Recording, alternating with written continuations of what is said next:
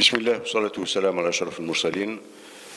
Chers téléspectateurs, chères téléspectatrices, comme nous vous l'avions promis ces derniers temps, on reviendra très souvent sur des sujets, des thèmes d'actualité, des thèmes qui reviennent très souvent et pour lesquels il y a beaucoup d'interrogations dans l'esprit des uns et des autres.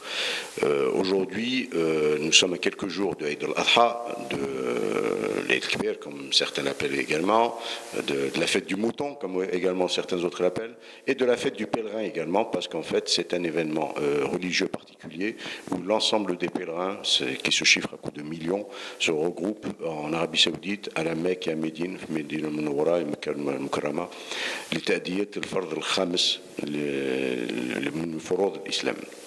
Aujourd'hui, nous avons le plaisir donc de rencontrer l'un des doyens ou l'un des grands responsables d'agences de voyage qui organisent le pèlerinage, le voyage d'Al-Hajj dans les Bouches-du-Rhône et particulièrement à Marseille. En l'occurrence, M. Abdeltaif est ici présent. Là, nous allons lui donner la parole pour nous expliquer un peu comment s'organise un voyage d'une manière générale.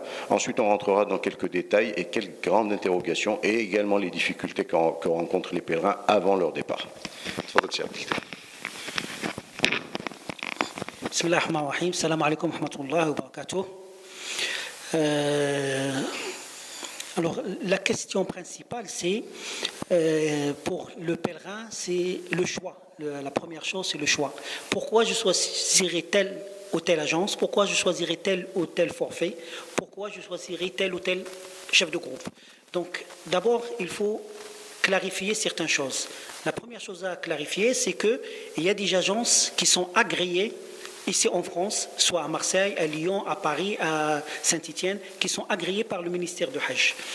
Il y a d'autres agences qui ne sont pas agréées et il y a les chefs de groupe ou les rabatteurs. Donc, le pèlerin, soit il s'adresse directement, et c'est le mieux, de s'adresser directement à une agence agréée. Bon, sur Internet, il peut consulter sur le site du ministère de Hajj les agences agréées en France. Et il y en a une cinquantaine d'agences qui sont agréées. Après, par région, à Marseille, il y en a quatre agences agréées à Marseille. Donc, et sur le site du ministère de Hajj, il y a la liste de toutes les agences agréées en France. Donc, quand on s'adresse à une agence agréée, l'agence agréée, elle est responsable et elle est structurée. D'abord, il a un agrément des autorités françaises en tant qu'agence de voyage. Il a une licence d'agence de voyage. Il a des garanties au cas où ça passe mal.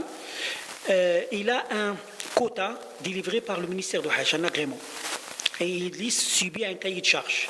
Cahier de charge qu'il doit respecter, sinon son agrément serait retiré. Donc, le pèlerin, il doit s'adresser d'abord à une agence de voyage agréée. Maintenant, il y a aussi des chefs de groupe qui travaillent dans les secteurs et qui collaborent avec les agences de voyage agréées ou pas. Le problème, il est là. Il y a des chefs de groupe qui cherchent, par exemple, le moins cher.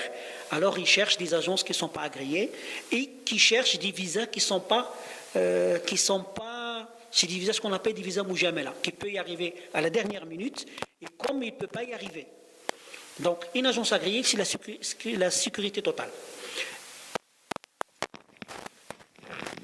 En vous écoutant parler, effectivement, chers téléspectateurs, téléspectatrices, vous avez certainement, vous posez certainement des questions à adresser à l'un des responsables d'une agence de voyage à Marseille. Donc, d'abord, la première des questions, pourquoi y a-t-il autant de disparités dans les coûts que ce soit ici en France, on a entendu dire qu'en Espagne c'était beaucoup moins cher, qu'à partir de la Suisse ou de l'Allemagne c'était beaucoup moins cher par rapport aux prix qui sont appliqués en France. D'ailleurs, c'est la première des questions. Et cette disparité dans les prix à Marseille même, à travers des agences, à la sortie des mosquées, devant le Masjid, on trouve effectivement des tracts qui se distribuent dont le coût varie pratiquement de 3 000, du simple au double, de 3 500 à 6 000, 6 500, surtout cette année-là. Donc ça, c'est la première question. La deuxième question, vous avez utilisé le terme de rabatteur. Donc ça veut dire que c'est la troisième formule qui apparemment va être la moins coûteuse. Or, on a eu connaissance dernièrement et des frères fidèles sont venus se plaindre un peu plus tard qu'hier soir qu'à la dernière minute, l'un des rabatteurs avait annulé le voyage sans raison particulière. Et donc du coup, là, la question qui se pose, est-ce qu'il y a des voies de recours? Est-ce qu'on peut effectivement, quitte à aller même en justice contre ces gens-là, parce que quelque part, départ, ou c'est des mauvais organisateurs, ou c'est carrément des voleurs qui n'ont pas su organiser, et encore plus le devoir d'informer le pèlerin bien avant son départ qu'effectivement, bon, le Hajj cette année est annulé ou quelque chose dans ce genre. Bon, dans votre question, il y a 3 questions. D'abord, la première, c'est la disparité des prix. Et c'est vrai qu'on trouve de simples doubles. D'abord, la première chose, il faut savoir que le produit pèlerinage, c'est comme tous les produits. Il y a des produits de qualité, il y a des produits de moins qualité, il y a des produits qui sont vraiment, qui n'ont pas de valeur. Donc, ça veut dire, si je prends un forfait à 5 000 € et un forfait à 3 000 €, soyez sûr que la différence au niveau de logement, d'abord, ce n'est pas la même, parce qu'on peut être logé à 100 km des haram de la mosquée et on peut être logé à 5 km. Et là, il faut s'interroger comment on va faire pour faire les 5 prières au haram. Et il y a des hôtels 5 étoiles, il y a des hôtels qui ne sont pas du tout étoilés. Ça veut dire qu'ils sont des imarats anciennes qui valent rien du tout au niveau sécurité, hygiène, propreté et tout ça. Climatisation, aération et tout. Donc, de ce fait, le pèlerin il doit être renseigné et bien faire le rapport qualité-prix. Ça veut dire si je paye 5 000 €, qu'est-ce que j'ai en contrepartie? Si je paye 3 000 €, est-ce que je suis prêt à supporter les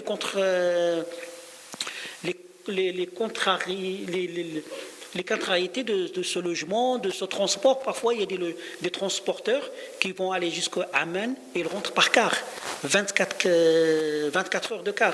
Parfois, il y a des vols qui sont directs, il y a des vols avec escale. Donc tout ça, il a un prix. Donc la disparité des prix, c'est le rapport qualité-prix qu'on a. Maintenant, au niveau du marché, en Espagne, on trouve moins cher qu'en France. C'est l'offre et la demande. Parce qu'en Espagne, c'est un petit marché.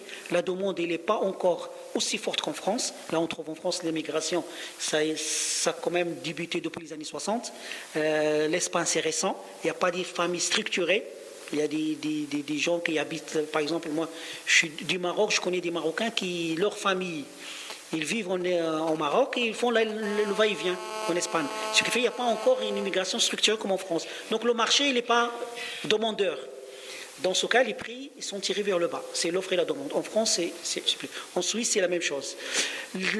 Au niveau des voies de recours, ça c'est autre chose. Parce que quand on s'adresse à un chef de groupe, à un rabatteur qui n'a pas de licence, qui n'a pas de garantie financière, qui n'a pas d'enseigne, donc moi je pense que les voies de recours, on peut toujours recourir. Mais qu'est-ce qu'on va tirer de cette personne s'il n'a plus d'argent?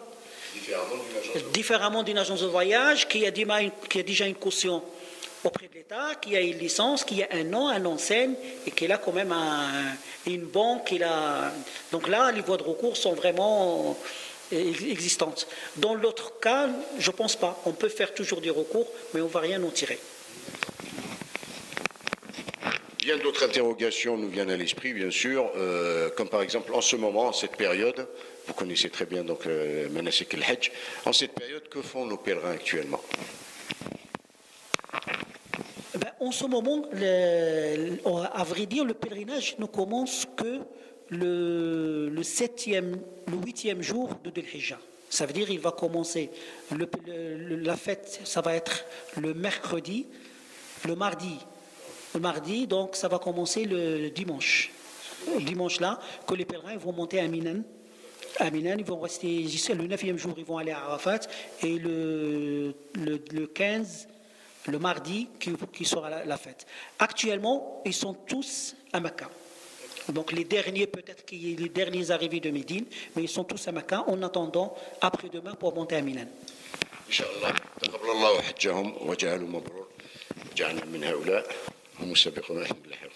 Chers téléspectateurs, nous reviendrons très certainement autour de ce sujet-là, autour de cette table, en présence d'autres personnes, bien entendu, pour débattre plus longuement. N'hésitez pas à nous faire part de vos réflexions sur radio.tvlive@yahoo.fr.